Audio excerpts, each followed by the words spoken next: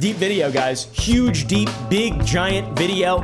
Been debating whether or not I wanted to talk about this and, you know, clear the air or whatever people say. I genuinely feel as though I have something to share to people that might help at least like one guy, maybe one girl. I'm not exactly sure, but it's gonna be a bit of an Oompaville lore dump. So you guys know the memes. I was homeschooled, you know, I was a farrier and all this stuff, but you probably didn't know that I was diagnosed with a crippling anxiety disorder, panic disorder, agoraphobia, you name it. And I feel as though my experience and the way that I have dealt with it, I guess you could say, or handled it is probably very human and relatable. You know, maybe I can impart a moral of the story, potentially. I'm not exactly sure. I'm not asking for any sympathy. I'm not asking, you know, for any feelings of sadness on my behalf or anything along those lines. I genuinely hope that there is something positive that can come out of this video for at least a couple people. I really don't exactly know. Today,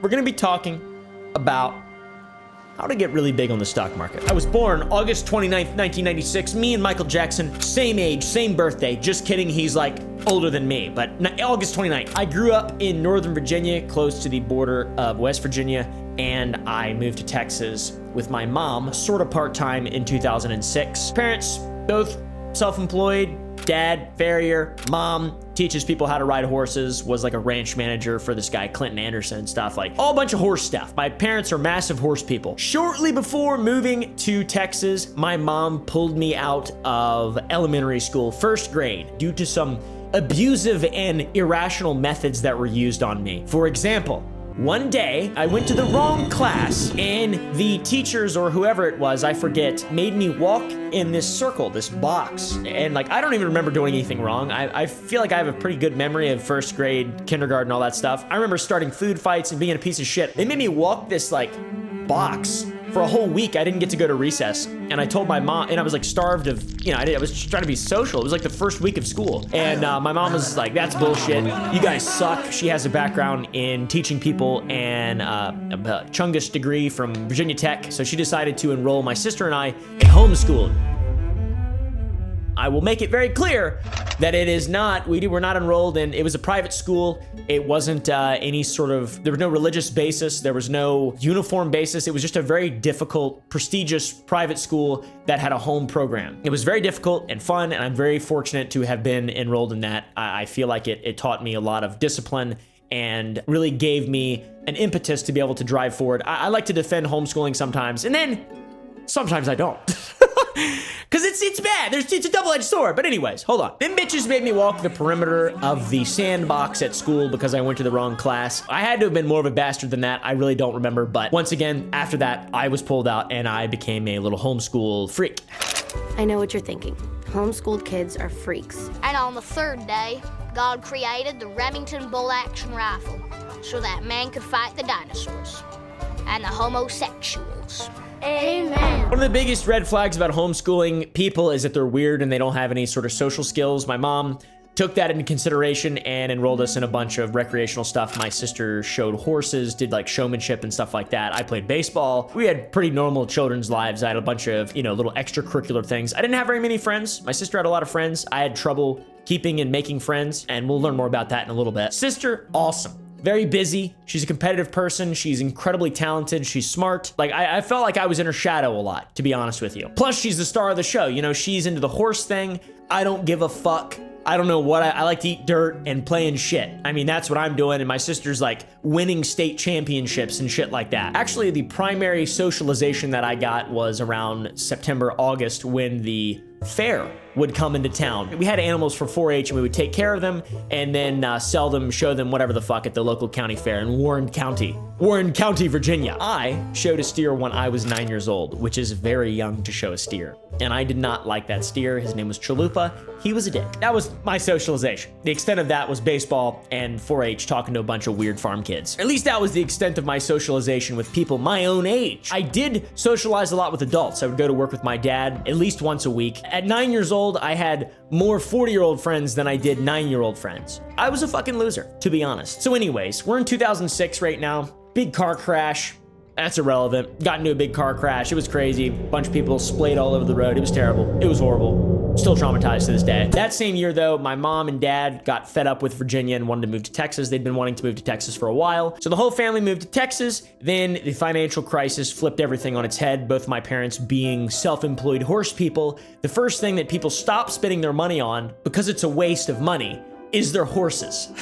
When there's a financial crisis. So it put a massive amount of stress on both of my parents, and now my dad had to spend basically 70% of the year working in Virginia to pay bills, obviously, and to split his time between Virginia and Texas because he had a, family and stuff in Virginia, and my whole family lives up there, and then obviously his wife and kids are in Texas, so it's like, it's tough. I cannot imagine being in my parents' shoes during this point. They were incredibly busy. They worked 9 a.m., 9 p.m., didn't see him ever, basically. And I was still homeschooled, by the way. I did my own school. I finished my own schoolwork and submitted my own shit when I was 9 years old. It's pretty funny though. So many people can relate to the times of their childhood when they're, times were lean, right? There wasn't, necessarily always food or whatever. I had no clue, dude. I was so happy. I was like, why can't I get an iPod Touch, Mom and Dad?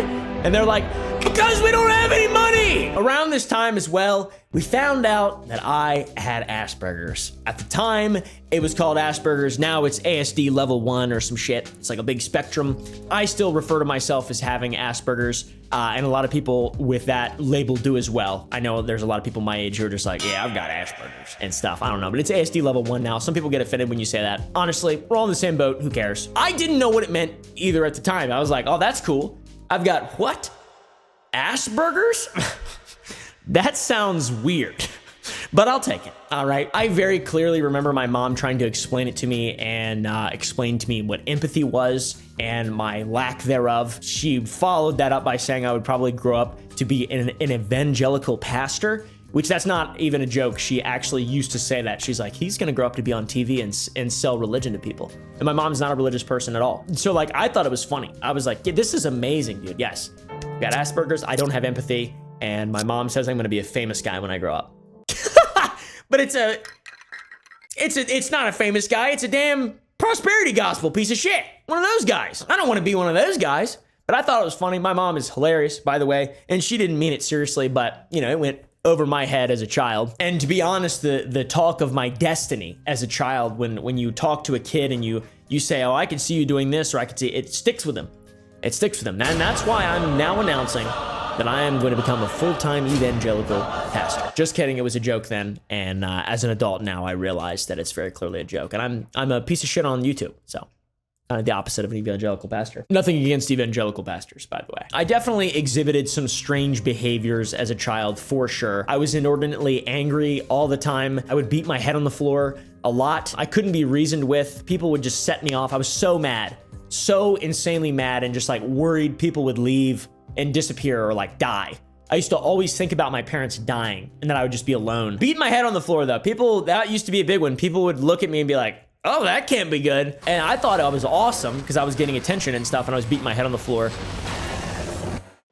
And it was just out of frustration. And I was like, I'll show you. Bam! Beat my head on the floor. Why? I don't know. I really don't know. People were talking about me, giving me attention. I really don't know what the psychology of that is. And I would like to know if, there's any experts out there potentially weigh in on me when I was a child beating my head on the floor. Just kidding. It's been settled. It's been settled. Back then it was settled. It's just funny to think about now. I can remember it so clearly. I remember it almost feeling good. Is that weird? Also, more strange behavior that I exhibited as a child. When spending time with friends my age, I pretty much never fit in, and I remember being told on a lot. Kids always said that I was very bossy and mean. I was very mean as a child and bossy, and I just didn't I don't know. I just felt like kids were dumb and stuff, and I just felt like I was better than everybody else, which kids are stupid and evil anyways, but it was very consistent. Pretty much all of my friends at the time when I was a young child echoed the same sentiment, in that I was a bossy, mean child. And I was really mean when kids would say, why are you being bossy? Or why are you exhibiting this maladaptive child behavior? I would argue with them and then gaslight that 10-year-old into crying. I was very mean. I got a lot of people to cry. I made a lot of people cry. I insulted. I was very good at insulting people as a child and just fucking being mean, dude. Like, just so much anger. So much anger and just disdain for everything. Just so much energy and just, I don't feel like that now. And that actually disappeared just outside of childhood. The physical expression of rage. It was really weird as I was a kid. What are you doing? Stop that. You're acting like me as a kid, you bitch. And at this time, as a child, I never dwelled on the idea that I was abnormal or had Asperger's or was maladaptive. I do remember, though, heavily relating to the character Takua from the Bionicle Mask of Light movie. I don't remember why, but I would watch that movie with my buddy Wyatt, and I'd be like, that is literally me. That is literally me. And I do not remember anything about Takua or his story or whatever. Maybe he was the mysterious outcast. I don't know, guys. Maybe he was the real hero. You know, I saw myself in him. Kids are so dumb. In Texas, I really spread my wings into fucking myself up.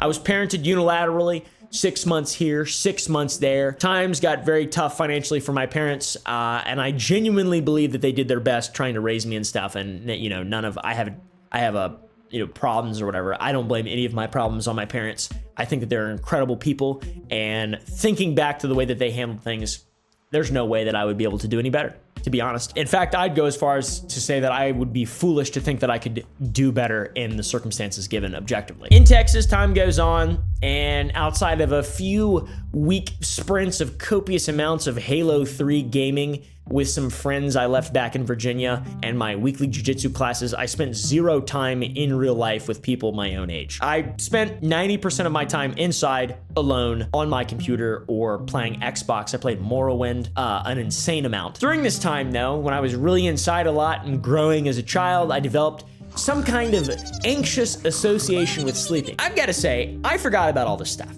all right? And figuring out maybe I can relate to some people on an anxiety level and help some people who are struggling with their mental health potentially a little bit, right?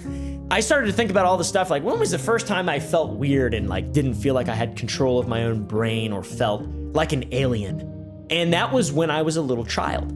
I developed a very bizarre association with sleeping.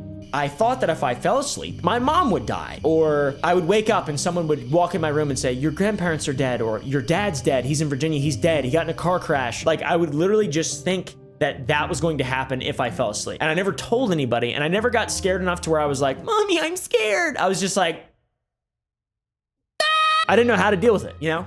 I didn't know how to deal with it. I was just a little child. I didn't have the tools. I didn't ask anybody. And I guess I just didn't exhibit much emotion. So nobody was like, he seems upset. It's just like, he's normal. That's just how he is. It's funny because I genuinely forgot about that. And that was a massive problem in my life. That was the main problem in my life from age 9 to 12, basically. It's so funny thinking about that shit. Like, I mean, it's wild. I could have easily solved that issue, and it consumed my life for a long time. It's astonishing. It lasted for years, dude. My parents had no idea. They were in the other room or whatever. My dad and people around me didn't know that their son couldn't fall asleep until he exhausted himself mentally through just full-on panic attacks for hours every single night, just thinking that he's going to die, or his mom's going to die, or his family's going to die, or his sister's going to die. And dude, it's crazy to think about that. I also clearly remember finding comfort in Mythbusters and laying on cold hardwood floor. Like the cold hardwood made me relax for some reason. And I would watch Grant Imahara and Tyler Blevins. No, I don't know. I forget the guy's name. Rest in peace, Grant Imahara. I would just watch them do shit, and I loved them so much. And that just, you know, that distracted me. It was my little escapist moment as a kid. And that pretty much, that's what my nightly thing was. I would go to bed at 9, and then I would sneak out to the living room and basically watch Mythbusters until the sun came up, go back to my room and sleep, because I was so exhausted. I even came up with an excuse to my parents as to why I didn't want to bed anymore. I just fucking lied and bullshitted them, I'm sure. But it was genuinely so I could sleep on the floor, because it was cold and it was just like, it was an anxiety thing in my brain. It was very strange. It was for no real reason other than pure unbridled fear of absolutely nothing at all. Okay, it's crazy. In fact, the first bed that I slept on after 2006, 2007 was in 2016. My first YouTube check when I moved out, I bought a fucking bed. I bought a bed, dude, when I became a YouTuber. Isn't that crazy? And by the way, this right here is the beginning of my own modern form of consumption. 2010's consumption. okay? Like tuberculosis, 1800s level tuberculosis consumption, just slow consumption. I started having IBS. My stomach would have cramps. I would take a sip of something or just eat a little bit of food and immediately have horrible stomach pain, horrible stomach cramps. And my dad was like, that's normal. I have that same thing as well. So I thought it was normal. It wasn't though. I should have definitely gone to the doctor. Absolutely. I should have absolutely gone to seen a mental health professional yet again, man. Not just for behavioral abnormalities, but for panic and anxiety and stress as a child. I also convinced myself that I was going to die from no reason. It was like a hypochondriac, I believe that's what it's called. I'd be afraid that if I ate a meal, I would throw it up and then I would never be able to keep food down again. Like that's what would go through my mind. It's like, if I throw up now, and I wasn't nauseous or anything, but I would make myself, if I throw up now, I will never be able to eat ever again. Because if I can clearly see me throwing up, I will never be able to overcome that. And it will be something in my head that I can't control and I'll never be able to eat again and I'll die! I'll die! Shut up. Lay down, mind your own damn business. I believed it, genuinely, I was certain of it. And the worst part was, once again, I've reiterated this multiple times, I never told anybody because I didn't fucking know any better. I was a child. I feel so dumb thinking about it and being like, man, if only I would have just asked my mom, am I gonna be all right? And she would have said, yeah, of course you're gonna be all right. Of course, I love you. You'll be fine. That would have helped. I should have done that. You should do that too, just now. Ask your mommy, call your mommy. Speaking of that, I have no fucking idea how I kept this under wraps. It makes me feel a certain level of sadness for that little small child baby that I once was. I never asked for help. Not once did it cross my mind that other people might feel this way. I was completely trapped in my own mind as a child. There was no escape, no awareness of escape. I cannot, and I was aware of what I felt though. Like I was very aware. It wasn't just like, I'm a kid, I don't know what's going on. Like I focused on it and I wrote about it and like I had a little diary and journal and like I had crazy scribblings and I was aware of my situation, but I wasn't aware of the outside nature of it and that it is relatively inconsequential. Eventually, the little boy in a prison of his own making discovers computers. He discovers that they are cool, way cooler than horses. Up until this point, I was pretending to be a little rodeo boy and I had a little horse named Feo. And I used to team rope and drive the Helo-matic and Daddy, I'm gonna make Daddy proud, woo! Let me get a good night's sleep first though, Dad. Let me get a good night's sleep. I was pretending with all that stuff. I just wanted to do it because it made my parents happy and proud, which I guess is the reason a lot of kids do a lot of stuff. But, computers, they kind of got me immediately. On my 7th birthday, my mom and dad got me an Xbox and a copy of Halo Combat Evolved. And that stuck with me. All right, guys. They spent like every dime they had on it. I mean that. Genuine. All my friends like had Xboxes and consoles and shit like that. I got an Xbox. I was pretty fucking grateful. Okay. Seriously, I had no expectation to get it either. I wasn't like, oh, you guys suck because I don't have an Xbox. I felt so grateful. I played it with both of my parents. I was like, man, this is fucking great. Holy shit. That was my introduction to gaming though. And I feel like that's an important part of this whole thing because it's like truly a constant throughout my life. And then I've always been able to escape with video games. And I've always seen video games as like something I can fall back on. I mean, in 2015, we'll get to 2015. All right. 2015 is fucked up. One of the reasons that I believe that I am still alive, which is so crazy to say, is because Halo 5 came out. And I was like, I never played Halo 4. I thought Halo 4 was terrible. I'm not a supporter of 343. I wasn't at the time. Thought they were cringe, mega. I played Halo 5 and I gave it a chance, and that like really distracted me and got my mind off what was going on just for the moment. And it was good enough at the time, And I'm incredibly grateful for being exposed to video games at a young age by my parents. I think that it's been a massive, wholly positive thing in my life. I know a lot of people get addicted, whatever, but with great power comes great responsibility. And I think video games are incredible and beautiful and probably my favorite art next to music. So we skip back to Texas. All right, I think we're around 2009 now. I'm not exactly sure. I sold animals at the 4-H. I sold the goat. They gave me the money from the goat and I could spend it on stuff for myself. I spent the money from my goat to buy an Xbox 360, Oblivion Game of the Year Edition, and my mom's old Dell computer, her old Dell Tower computer, I think. I can't remember if I bought that or if she just gave it to me. I can't remember. She probably took money. Probably bought it from her, to be honest. This is also in Texas, by the way. I forced her to drive up to Weatherford, which is north of where we used to live, and I bought some DDR2 RAM and a new graphics card to swap into that Dell Tower. It was a massive piece of shit. Got home, Unfortunately, I bought laptop RAM because I was an idiot and I was a child and I didn't have guidance and I didn't watch the right videos and I didn't know. But the graphics card did wonders and an enthusiast was born, a gaming enthusiast, not just a casual Xbox gamer playing Game of the Year edition. No, dude. Oblivion, no way, dude. All right. I got Gmod, okay? My life fucking changed when I got Gmod. I started thinking about nothing but computers, games, gaming systems. No longer was I trapped in a Lovecraftian cosmic prison of my own making. I was inside Windows Vista, baby. And I was learning how to change page file sizes and clean up registry errors. I was balls deep in tech, okay? The new hobby legitimately changed my life at the time.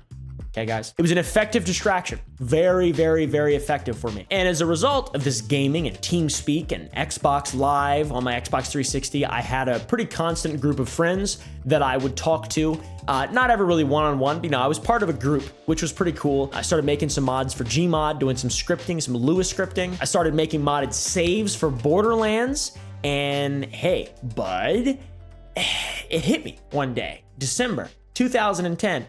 What if I made a tutorial video and taught people how to do what exactly I'm doing, what I'm so good at doing? All right, you guys, I'm going to show you how to mod Borderlands today. I taught people about my sweet little cheat by uploading my very first video on YouTube titled How to Mod Borderlands on Xbox 360. I think I was 14 years old then, and I have to say, I don't remember much fear around this time. I was so invested in programming and gaming. I had meaning in my life, dude. Meaning, making shit. I was creating things and able to just, like all these systems were right in front of me and I could dig my little small hands into these systems and feel comfortable. I was tired. I worked literally all day. I would just do stuff all day.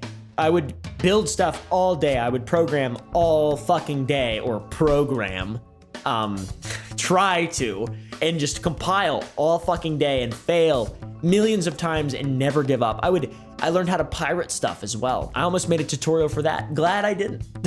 That's not to say that all this solved my problems. It just postponed them a little bit. And I want to say that there's a lot of value in that. There's a lot of value in getting your hands busy. And, if you feel bad or whatever, stay busy, dude. That's the number one thing that I learned in my childhood on how to just kind of be productive in a mental sense, not in like a success sense. Obviously, most 10-year-olds or 12-year-olds or 13-year-olds or 14-year-olds don't really care about what they're doing. They just want to have fun and enjoy themselves. It's their childhood. You're supposed to enjoy your childhood. But that thing that I accidentally did, which was completely immerse myself in a system, that is very valuable, even now, I believe. And I do that on a consistent basis now to help myself. I prescribe myself challenges and tasks to complete and do, and I get them done.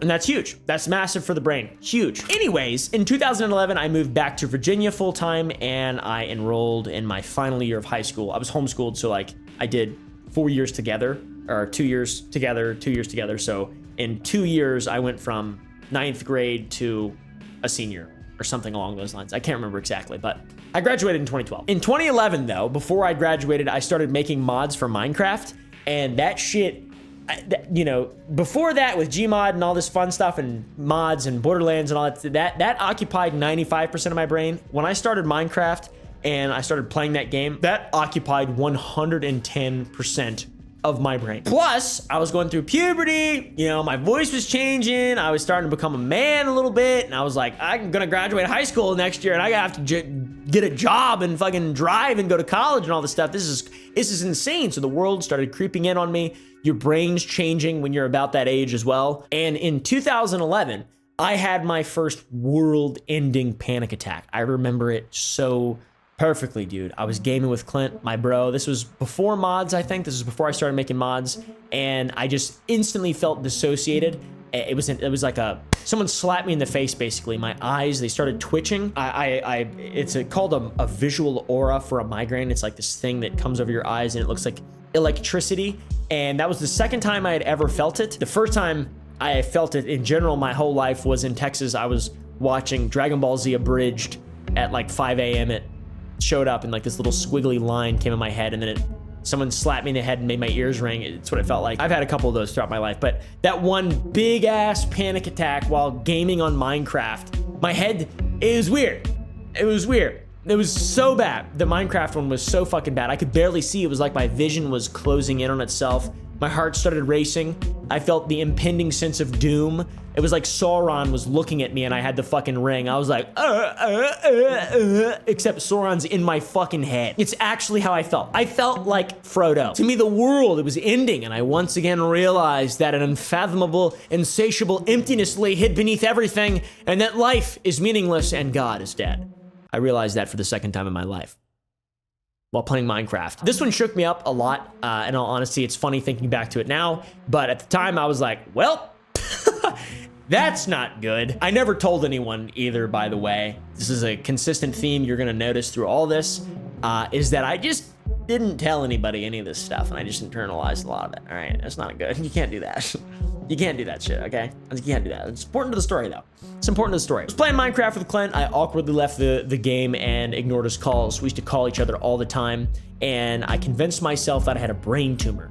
And I looked it up, and I was like, yeah, I got a tumor for sure. I called it a singularity in the back of my head. I could feel it. I remember feeling it was like, just after that moment, I just felt different. And I probably didn't feel any different. I was just nervous and in my head about it, so I was psychosomatically exhibiting symptoms that didn't actually exist, but they did exist because that's how psychosomatic illnesses work. I do remember telling my grandmother about the singularity thing though. She didn't really know what was going on. She was like, is that right? Yeah, Grandma, that is right. Help. Now we skip forward to early 2012. This is when I met my first girlfriend ever. We hit it off immediately.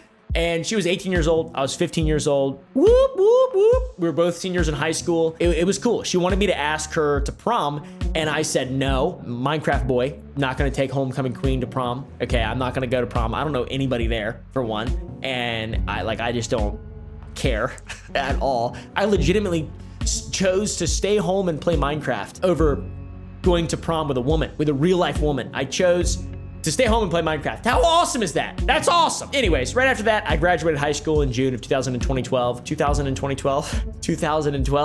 And by God, I tell you what, that summer was terrible, man. My first girlfriend, who was not my first girlfriend then, ended up going to prom with another dude, dating him for a while. And I was like, oh man, I'm an idiot. I felt like I just was so stupid. And then my birthday came up in August, and I left my phone behind. This is kind of when things got bad for me a little bit. Again, I was feeling sorry for myself, and I had my first legitimate major depressive episode, I would say. Yeah, I mean, my brain was bad at this point. Bad things started coming back to me. Bad, the anxiety that I felt when I was a child, baby child, came back as finally now I'm an adult. I'm out of high school. I'm an adult now. This is crazy, man. I spent the whole week at my grandparents' house just feeling sorry for myself and occupying my mind with my cousin, trying to, be a man and shoot guns and shoot bows and stuff. I ate a lot of candy that weekend. And when I got back home though, I turned my phone on and I had a bunch of texts from my first girlfriend, from my first future girlfriend. And that made me pretty happy, I'm gonna be honest. That cheered me up a little bit. And I wasn't sad over that whole thing in reality. I think I was just really uncertain and I didn't know really what I was doing. I don't have good coping skills. I didn't have good coping skills. No friends, really. All my friends were still in high school. They were all about to go back. And I was just kind of out of the loop, pretty much. And I was about to go back. My birthday is in August, the late August. So it's always been kind of a annoying, shitty time. Because everyone leaves and goes back to school and nobody comes to see me on my birthday. And not that it matters, not that a celebration of one's life really matters or anything like that, but I don't feel bad about it. After this, became an adult, enrolled in college, got me a girlfriend, was making Minecraft mods, was programming, and I was not letting my education get in the way of my learning. I spent zero time wasted from 2012 into 2013, after my birthday especially, when I think I turned 16 or something like that.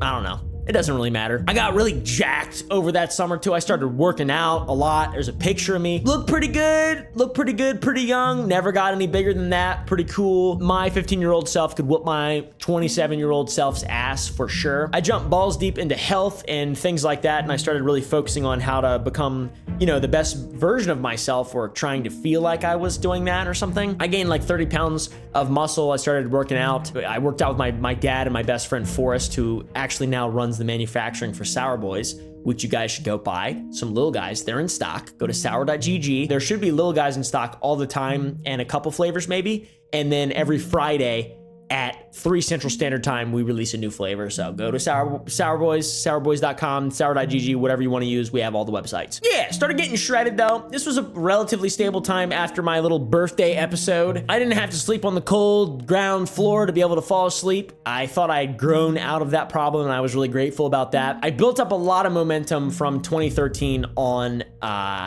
for myself. I started to develop some confidence. You know, I was in college. I was, you know, passing, doing really well, graduated with honors, all that stuff. Like, it's just school and stuff has always been fairly simple, fairly easy. And the homeschool stuff, it's not what you really think of when you think of traditional homeschool. It's like actually difficult.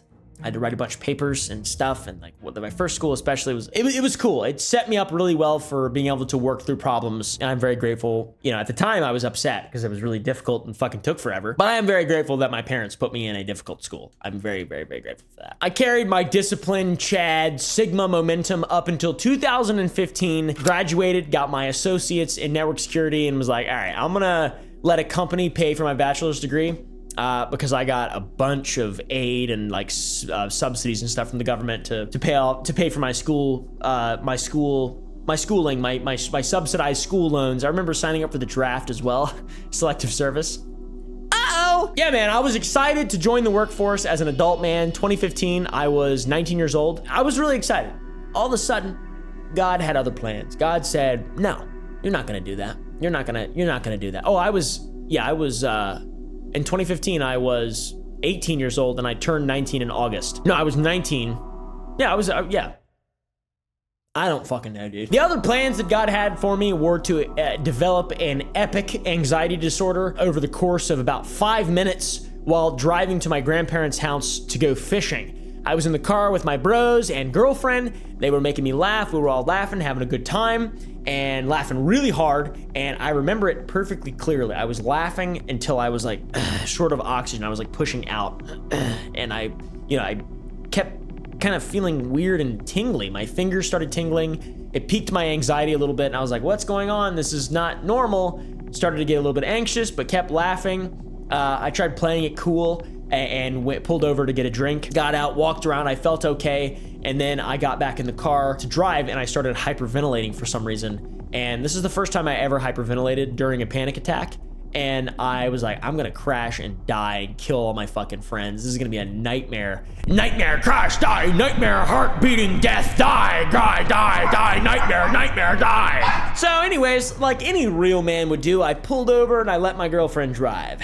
Played it cool though, guys. Blamed it on my rotten belly. I was like, my stomach hurts really bad. Can you drive? I gotta poop. The day went on, I recovered, and I felt pretty normal by the end of it. I remember feeling like this sort of calmness, weird calmness, like, that's not good. And then just immediately ignoring it, not processing at all what had just happened, and then just kind of having this underlying sense of dread. Like, it's the feeling that you get after a massive adrenaline dump. If you have a terrible panic attack, it's that feeling that lasts for hours and hours and hours after. I felt that fairly strongly. So I kind of felt weird. I didn't want to drive. Let my girlfriend drive back home. I still felt normal, to be fair. I was very deluded as a young man. Very bizarrely confident. Not in a hopeful, meaningful, faithful way, but in like a, I've got to do it or I'll die or I'll fail. Like a very simple, two-dimensional way. So yes, I think not processing that and just kind of ignoring my mind and my body and my, my world a little bit, that was my big mistake. And the next time I got behind the wheel, lo and behold, I experienced an intense, a dissociating level of anxiety and had the same type of panic attack where I was hyperventilating. Played it cool. I was like, this is normal. This is just kind of cool. Kept doing it. Eventually, couldn't get myself to get behind the wheel of a car. Couldn't drive because I would just freak out and hyperventilate, and I couldn't see or like think. I would become dizzy, and just, it happened repeatedly. It happened a lot of times. I never told anybody. This was all by myself, by the way. After this, I started researching it and just kind of reinforced the idea that I would never be able to beat this thing that just appeared out of nowhere, when in reality, I've explained to you guys in my childhood, there are many different instances in which the same type of thing was rearing its head, and I didn't put two and two together. I was like, this is a new thing. This is like not anything that's ever happened before. I'm awesome. And why is this happening to me? But I started reading stories of people who have had agoraphobia for their entire lives, and their lives were, in my opinion, ruined. And they're like weak, pussy losers. I mean, genuinely, that's how I felt. I remember even reading about them contemplating their own demise, the S word. I never even considered that once in my life. Like, I always thought that was just such an alien thing. And lo and behold, it's really not. It's a very common thing. It's a very common thing, especially in conjunction with anxiety, because it's like an end to it. Reading about this stuff online made it 110% worse. And this, along with the looming requirement of getting a job to become a human being and an adult and pay rent and all the stuff, which I wanted to do, I became an absolute mess. I put too much stress on myself and entered into a gigantic anxiety/depressive blur episode. I don't remember any of basically like April of 2015 to June. I was like trying to go to bed and I was like, ugh! I would wake up and just wouldn't sleep for days, and like it was terrible. It was fucking terrible. Anyways, in June, I got a job interview. I was still applying for jobs during all of this, and I refused to let any of this stuff kind of stop me. I was like, there's no way I'm gonna be a loser. I can't be a fucking loser. That would suck. So I accepted the opportunity, showed up, but of course I didn't drive. It was 47 minutes down Interstate 81, and there's no way that I could ever keep a fucking car between the lines by myself without hyperventilating, passing out, and then crashing into oncoming traffic and dying. So my grandmammy took me. My grandmother, thank you, grandmother. She took me down there, bud, and that was really a blur. I fucking blacked out for sure. I have no idea what happened. I remember getting out of the car to go in for the interview, and then getting back in the car and just being like, the only thing that I legitimately remember during this job interview, was agreeing to be paid $15 an hour. They're like, will you take $15 an hour? And I said, yes, of course. What am I gonna fucking say no? I don't have a job, and I've never had a job.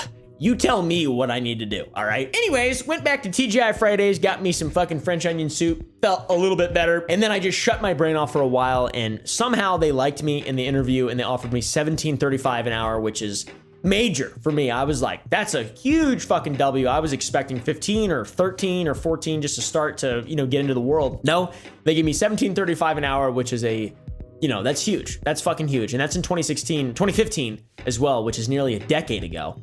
I thank God, I thank everyone in my life. I was so excited. I was like, man, I thought that, this is like an actual good thing. This is what it's like. I can finally see the light at the end of the tunnel. I have some direction. I know what I'm doing now, and I have more people, I have someone to learn from and someone to tell me what to do, kind of. I think that that's what I really needed at the time. So after this, I rode my happy wave a little bit and took that momentum as far as I possibly could, sucked it up, drove to work, didn't die. I got a little bit better. Although, if I ever thought about breathing, if I ever consciously thought about breathing, it would make me have a panic attack. So I stopped thinking about that for a while.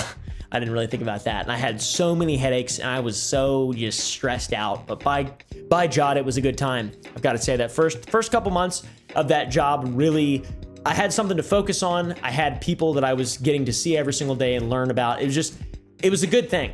It was a distraction. I was also contributing, to my future in life and career and society, and I had all these certifications and all this stuff, and it felt really good. By the way, this whole time, from 2013 to 2015, especially in 2015, once I finished college, I was putting massive effort into YouTube. I was playing Ark and all these different little indie games and Arma and all this stuff. I was putting massive effort into that, and I never even stopped during all the anxiety stuff, but I was realistic. I curtailed my expectations, and I didn't think anything would come of it, but still, when I got a job, I was making YouTube videos. So yeah, man, couple anxiety attacks here and there. I do remember one time, which I laugh about, and now, but at the time it was like, man, that's sad. That's really sad. I can't believe I felt like that. I remember getting into work. It was really rainy and foggy, and I was just thinking about just driving into there's these big tractors that they have, these like big, they drive over stuff. I forget exactly what they're called, but they're for fields, for orchards, apple orchards. And I was like, I'm just gonna drive into one of those fucking things. And I couldn't stop the intrusive thoughts in my mind. And I just wanted to, crash and die. Basically, one of those types of ideations. And it made me really anxious. All that stuff always made me so anxious. I got to work and I sat in my car for like 10 minutes and I was like, oh my God. I was just like asking God to help me, basically. And I got inside and I was so anxious and I was like, man, I gotta stay here for fucking 10 hours. This is insane. I'm gonna fucking die. This is terrible. As it always does, the adrenaline subsides after a little while and you realize that everything's fine. While the adrenaline was at its highest, I went to the bathroom and I pissed and I looked down to my little small wiener. It was so tiny, dude. I remember it was the smallest acorn, sad thing I'd ever seen in my whole life. And it made me laugh. It actually made me laugh. I looked down at my dick and I was like, oh, that's funny. I've never seen it that small. That's great. And it was, that cheered me up. And comedy, man, comedy, just being positive in terrible dark times, even if the dark times are a result of your own mind or, if your perception is not reality, laughing always helps. Always. That's a cool little nugget that I carry with me gladly. My small acorn penis meme in the Echo Star bathroom. Very funny stuff. Anyways, working at this place, I really loved it, dude. I'm still friends with one of the guys there, Norm. He's my buddy. He's a really good dude. He is a mentor at the time. And I believed, in retrospect, I think I excelled there. I loved it. I was the youngest person in the whole company. I was 18 when I started and 19 by the time I quit, which we're gonna get to that. It felt like I had a future though. Felt like I had a future. I would go in and do my best all day, and seeing people react to that was cool. I like that. Made me feel like I was fitting in. Finally fitting in, dude. For the first time in my life, genuinely. That was, of course, until October 2015.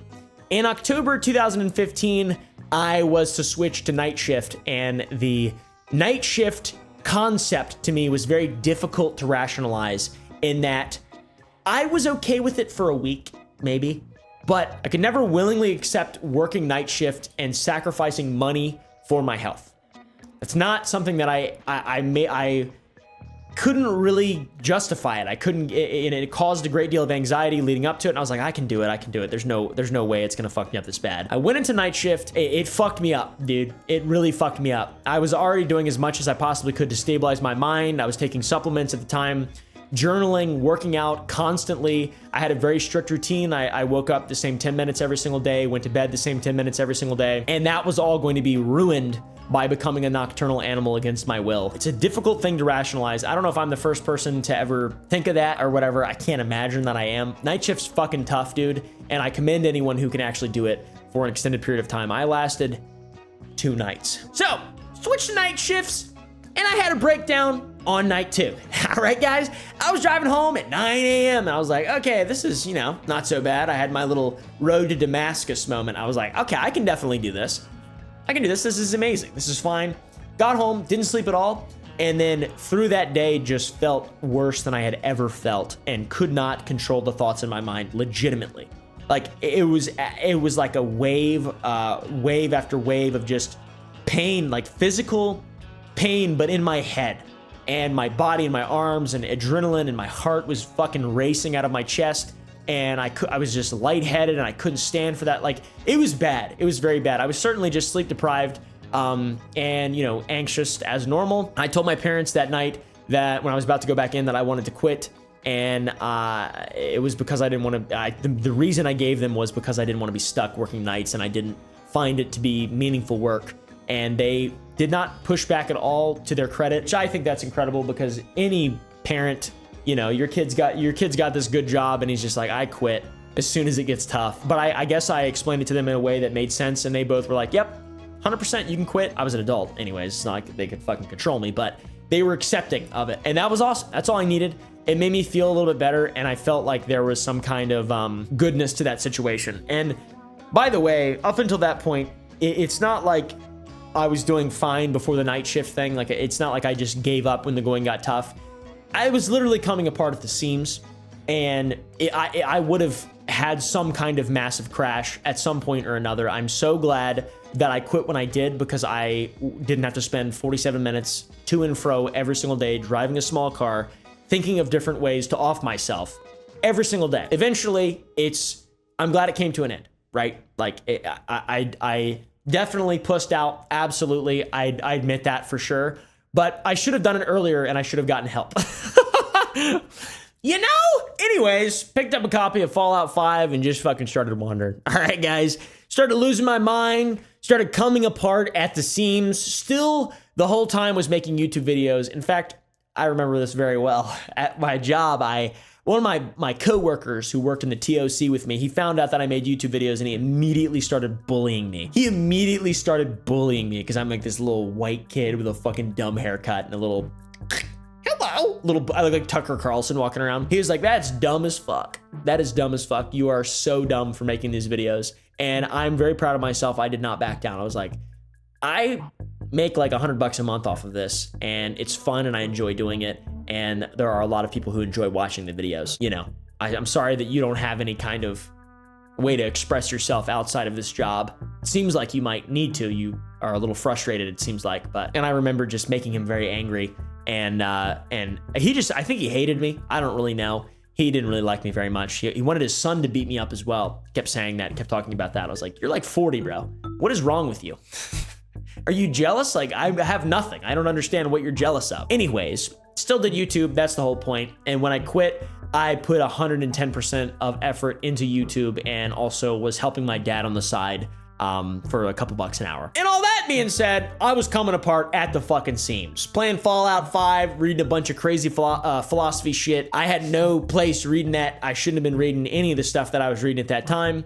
I should have gotten some help. Do not read Albert Camus or any sort of existential philosophy or absurdist philosophy or just don't really read any philosophy unless you're careful. If you are in an unstable, dissociative state of being constantly.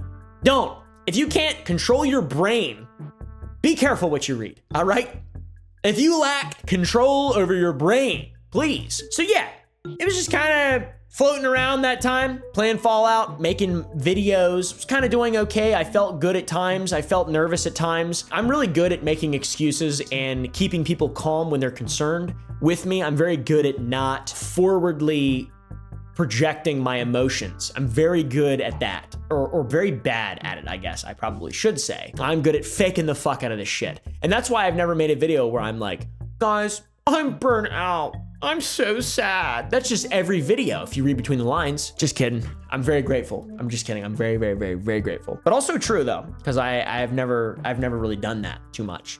I've been very burnt out a lot of times, but you know. So yeah, I quit in October. The rest of that year was pretty all right. I remember trying to sleep a couple times and feeling like a bomb would explode in my brain, like an electrical zap whenever I would try to fall asleep. It's difficult to really emphasize how bad off I was and how, like, if I felt like that now, I would be in the hospital for sure. I wouldn't feel safe I wouldn't feel safe with those same thoughts and patterns. And like, it's just crazy that I just didn't ask for help ever. Still didn't ask for help, by the way. I needed professional help badly. It was also at this time where I was really getting obsessed with the idea of game ending myself and thinking of different ways to do that.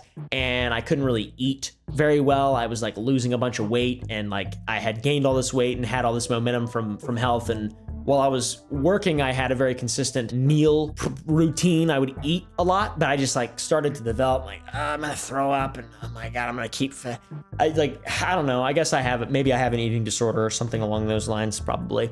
I don't really know. I don't have a very healthy relationship with food and never really have, but no need to self-diagnose, I suppose. It freaked me out though. This whole time it was very freaky. It was very, very, very extremely freaky. And there are some things that I did and thought about that I will not say on the internet because it is inappropriate and I don't believe that it helps anyone. But just know, it's difficult to emphasize how bad it actually was. It was like there was two people in my head. One was like, we need to die ASAP.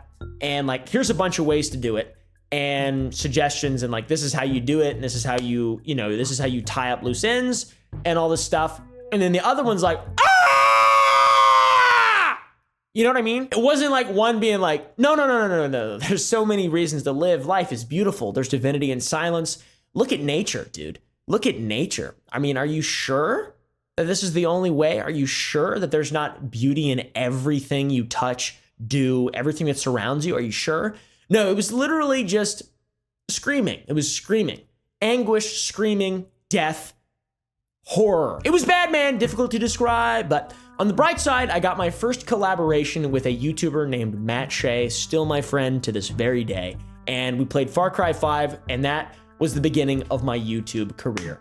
Okay, guys, I'm incredibly grateful to Matt for essentially starting me on YouTube with his Let's Play thing. He gave me a shout out and played with me when no one else would. And, you know, I was also working with my dad as a farrier. It was awesome. It was pretty cool. Looking back at it now, sure, I was fucked up and all that stuff, but I'm glad it happened. I'm really glad it happened. I have no regrets. I think that I did the best I possibly could with the circumstances that I was given, how I was raised, and with what I knew at the time. I think that I've pulled through. Yeah, I'm incredibly grateful. But anyways, really important moment happened in February of 2016. I attended Deadpool when it came out on Valentine's Day with my girlfriend at the time, and I had a milkshake. Random fact? No. Plot device. The next morning, I tripped down the stairs while chasing my cat Dibbles, and my heart skipped a beat. It went like that. It made a little, and then after it made a, it started going.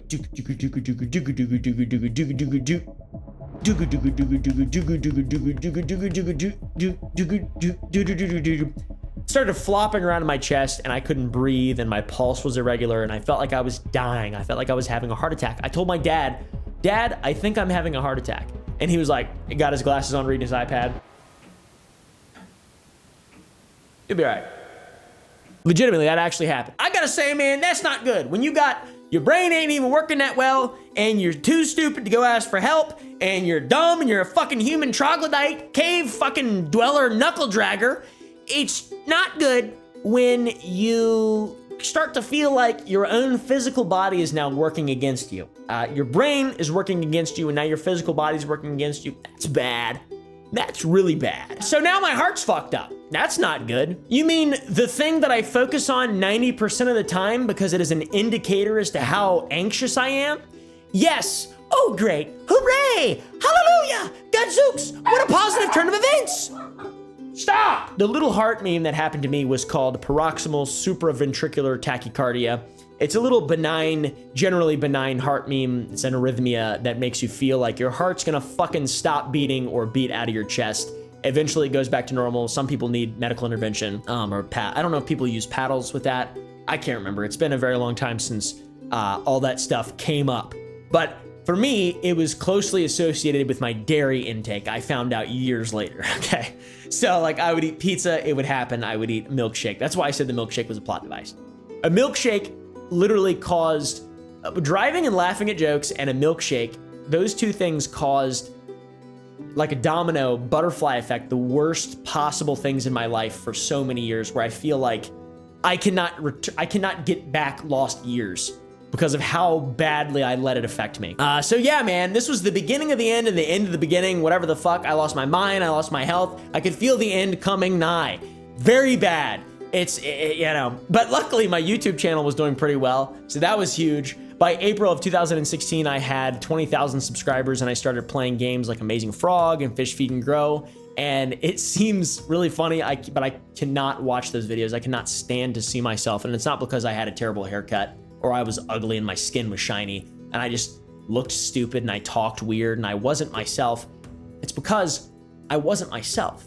That's why. I was faking literally everything. I would just yap and talk about stuff and just black out while I was fucking recording in like this weird flow state. And to be fair, I did feel okay. Sometimes while I was recording, I could just talk and get out of my mind and just kind of relax while I was in front of the camera and stuff. But man, it was so cringe and so bad. And whenever I watch those videos, it just brings me immediately back to that time of just, my brain didn't work. There's nothing that made any sense. I couldn't, 1 + 1 didn't equal 2.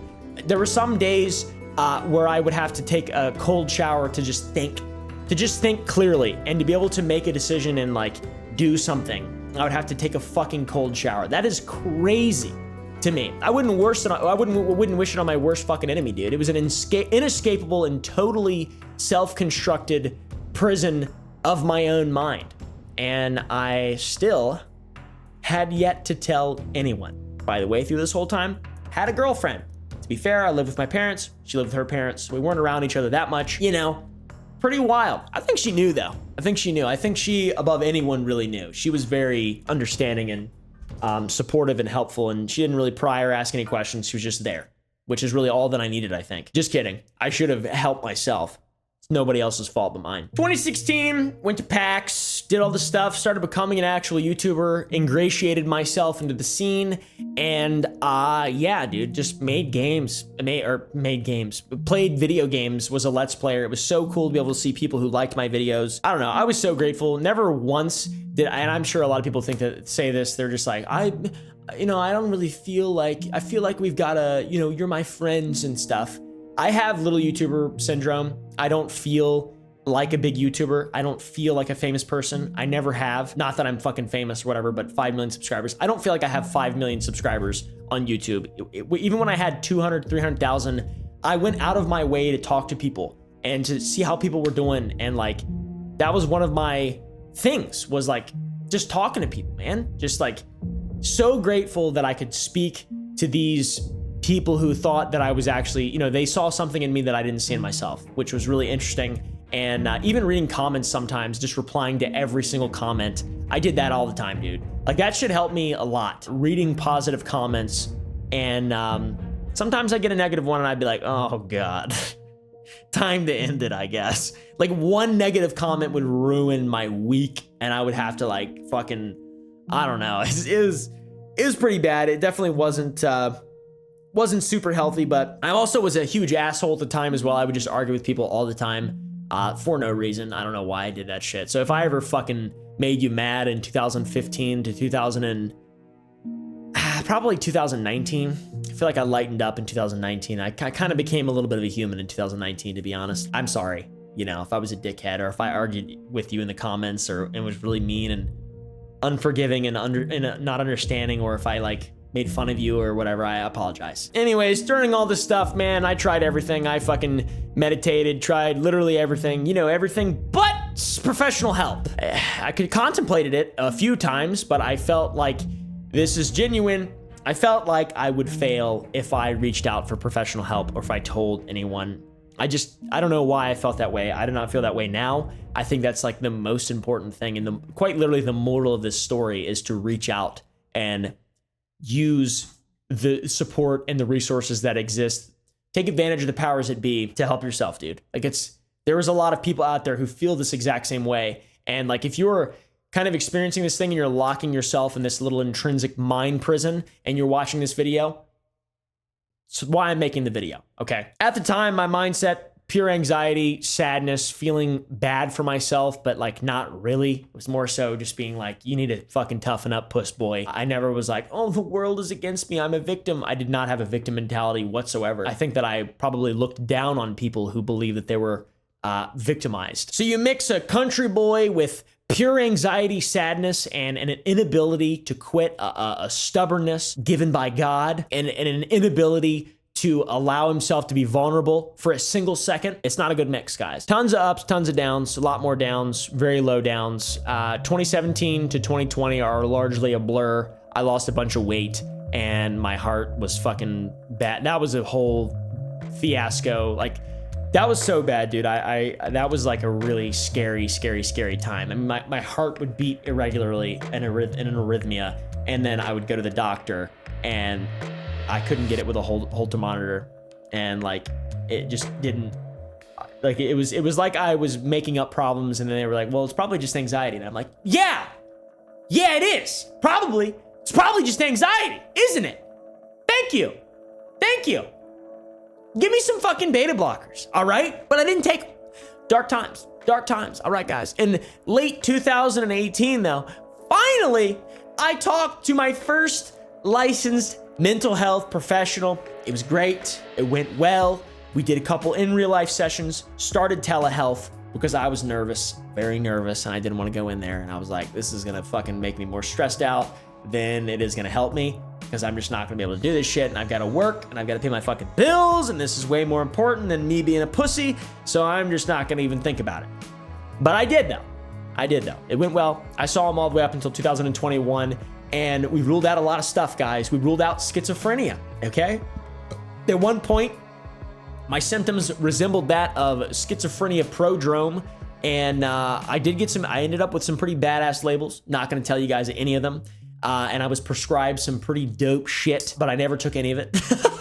like a fool, legitimately. It did make me feel better, though, to know that, you know, there was someone there for me, someone there who I could kind of explain shit to. And I didn't have any trouble being vulnerable with that fellow. You know, him and I worked together and figured out what was best for me. And I'm confident that the tools that he gave me, combined with what I learned based off, you know, his feedback, it has quite literally saved my life and probably many other people's lives. The same tools. It's like you know, the answer to a problem is the start of a new cliche. How does that go? I don't know. It's things that everybody already knows. Okay, it's not rocket science. It's very, very, very simple. But at this time, I read so much and I meditated and I prayed and I did whatever I possibly could to shift my perspective. And slowly over time, I did. I read different types of books, mainly transcendentalists like Ralph Waldo Emerson and Henry David Thoreau. I read a bunch of Albert Camus, which I kind of regret sometimes. Soren Kierkegaard, who was probably my favorite philosopher, at least of the 1800s. Eventually, I realized, hey, maybe I'm not alone. maybe I'm all right. Maybe things will be all right. Maybe I don't have to be so hard on myself. Maybe I don't have to make my own problems worse than they already are. I realized that being in a prison of your own making is actually an advantage because you are the one with the key. You can escape. It's in your own mind. It's good. That's good. It's good to have problems that you're creating for yourself. It's good because you can fix them. You don't need someone else to fix them. You might need someone else to help you start fixing them, but at the end of the day, it's up to you, man. You've got the power within you. Also, about that heart meme, that thing was pretty bad for a while. That fucked me up for a very long time, and that was on my mind for... I would say that was a big problem because I didn't put myself in situations that brought on anxiety at that point, after that point, because I was like, I might die. Like, I might actually die. Like, if I'm rocking my heart tacked out at 210 and it's flopping around in my chest and I can't breathe and I'm gonna pass out just to go to the convenience store by myself, it's, you know, I'm not gonna do that. I'm just gonna make my world really small and focus on work and things that I can actually control because I cannot control my heart. But at the end of the day, all the heart stuff was fine.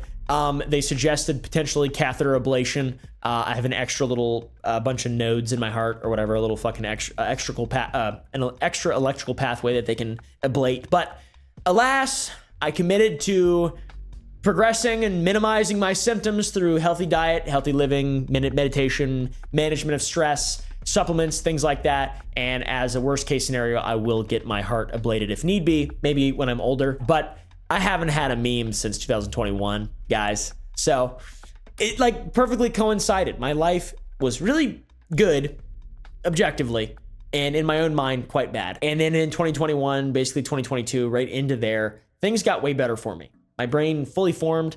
They say your brain forms when you're 25 years old. That shit is so fucking true. Legitimately, that was like I don't know. I feel like when I turned 25, I just could see better. I could just think clearer, and I just felt like, man, I'm so hard on myself. Why am I so fucking hard on myself? I don't deserve this shit. I don't fucking deserve this shit. I don't need to be mean to people. So fucking mean and just hateful and so fucking frosty, dude. Just, you know, I don't know. And also in 2021, I moved to Texas, started working on my dreams legitimately. YouTube, started doing that big, the candy stuff, taking big risk, doing everything I can to take every possible chance to get where I never even dreamt of getting. I mean, that shit's crazy. If you would have told me in 2019 that I would have 5.5 million subscribers and I would be able to romantically speak about my past on a YouTube video and hopefully help people with anxiety, at least one guy, I would not believe you. Genuinely, I wouldn't believe you. I'd be like, you mean I'm not dead? That's interesting. So anyways, guys, that is the end of the story, but this is the beginning of the most important part of the video, and that is the part that actually might help people. But yeah, anyways, ignore the change in clothing and days and the week that has gone by and lighting, everything, all of that doesn't really matter. The moral of the story, man, is that there is always help. You can always better yourself, and you can pretty much always like heal, even if it feels like you can't, or it feels like nothing is ever going to change or nothing is ever going to be good ever again. It absolutely will. For sure. And if I could, you know, talk to myself at age 15 and reassure myself of a few things, I would definitely tell myself that if you refuse to quit, you will eventually win. Absolutely. That is 110% true. If you don't give up, then you will, you know, eventually you'll get there. kinda. It's dumb and it's cliche, but it's 100% true, am I right? Also, committing to things, the things around you, your lifestyle, committing to having good relationships, committing to having faith in yourself, and committing to accepting outcomes. You know, if something bad happens, you accept it instead of fighting against it. It's huge, man. Commitment is a very important thing. It's a very important concept overall, and I feel like it is a huge tool that a lot of people don't really use effectively across the board when it comes to things that might affect their mental health or physical health even. Plus, to speak to that, the thing that I think is more important, that is faith, having faith in yourself, deconstructing anxiety as well. If I would have been able to tell myself, hey guys, hey little guy, or whatever, I don't know.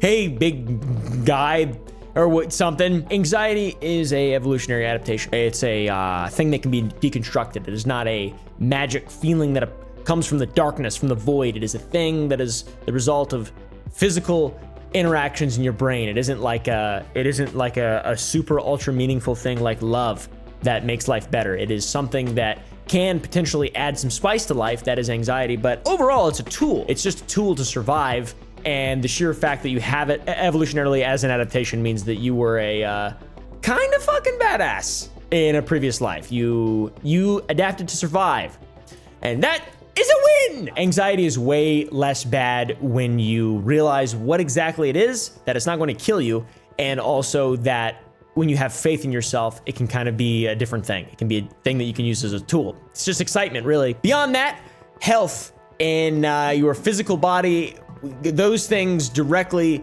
correlate with the way that your brain feels, and there is no doubt about that. If you think that exercise is not a method to enjoy your life more, you are a fool. You are an absolute idiot. And that includes just going on hikes. You don't have to do CrossFit, but like moving around, that is very important. You've got to move around. Just like you've got to enjoy some silence and reflect and like all these mental things that everyone, journaling and writing and producing things. Your body is a machine as well. Plus, incorporating health things into your routine, it's a controllable constant that will make your lows less low and your highs a bit higher. The making your bed type shit, it's real, and I guarantee you I would have been much worse off, potentially as far worse off as you can get if I was less focused on my health, which is probably why I sort of have maybe a potentially unhealthy relationship with health in general. I go down some crazy deep dives and I waste some money on stuff that doesn't work, but it doesn't bring me anxiety or any sort of negative feelings. It's maybe just frivolous, if that makes sense. It's just frivolous. Also, supplements. I take a good bit of stuff every single day. I have a pretty solid stack. I would consider 2 grams of taurine, 250 milligrams of L-theanine, 2 grams of N-acetylcysteine, 800 milligrams of SAMe, S-adenosol, methionine, whatever the fuck it's called, a methylated multivitamin, and ginger are probably my main go-tos if I if I like go somewhere or whatever. But everything else I take olive oil. I drink olive oil in the morning with like bone broth and stuff, just because it's delicious and an easy, quick meal that I can enjoy hot and it doesn't hurt my stomach. I have trouble eating in the morning. A really high quality probiotic will have a genuine positive effect on your entire life. TBH, magnesium 3 and 8 in the morning and glycinate in the evening. Those 2 things are huge. I see a lot of people going towards this as if it's some kind of like, this will heal you. Your brain has to change. Your brain has to change. These things will make the lows less low and the highs less high. It will make you able to deal with panic. It will maybe make your body more physically calm and controllable when your brain is racing and being insane. It will help with that stuff, but it will not, it's not going to be a saving grace, and probably for most people won't be worth the money, I would say, especially in times as we are in. But all these things do absolutely contribute and help in some way. I also take vitamin D, CBD oil, which I think is incredibly overrated. A balanced diet, that's probably the best supplement you could ever imagine. Before you do any of this stuff, for sure, consult a healthcare professional. Plus, praying or meditation, I would consider a daily supplement that I look at in the same way, and that I do it every single day for a specific intention, and that is to better myself for that day. All that speaks to mindset. That's probably the pinnacle of all this stuff, because all these things fit into this. You have to decide why you're doing certain things. You have to develop a reason and a rationale to, ask yourself, if just like someone who's trying to convince you to do nothing. Like, imagine a person trying to convince you to be lazy, do nothing, contribute nothing, because that's what they do. They say, well, why do you work out? Why don't you just stay home or, like play video games or whatever? You have to have a reason as to why you do it. Just as you would to reason with that person, you would have to do that in your own mind, or you will have no commitment to do anything that you're doing if you don't have a reason for doing it. You've got to be very clear on all that stuff, and that boils down to the mindset. By the way, I'm talking to my 15-year-old self, not you guys, so you can ignore all this. Plus, commitment boiling down into a mindset. Like, how do you react when you feel an anxiety pang? Do you immediately react and run away and get scared, and your heart starts racing, and you're just like, oh God, you wish it would go away desperately? Well, guess what, man? That doesn't work. It doesn't work. Wishing something would go away doesn't work. There's this thing called the ironic process theory, or the white bear problem. And when you focus on not focusing on something, it makes you focus on that thing, and that's it.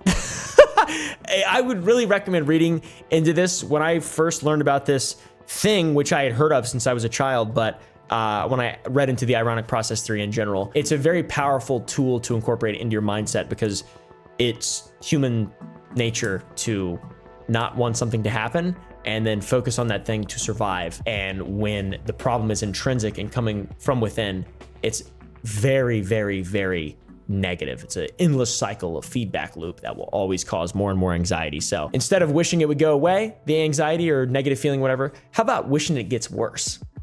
How about, oh, I really wish this would get so much worse right now, please? So yeah, dismiss whatever thoughts they are, preferably anxious thoughts. That's the big one for me. Depression and all that stuff is terrible, but everything always gets better over time.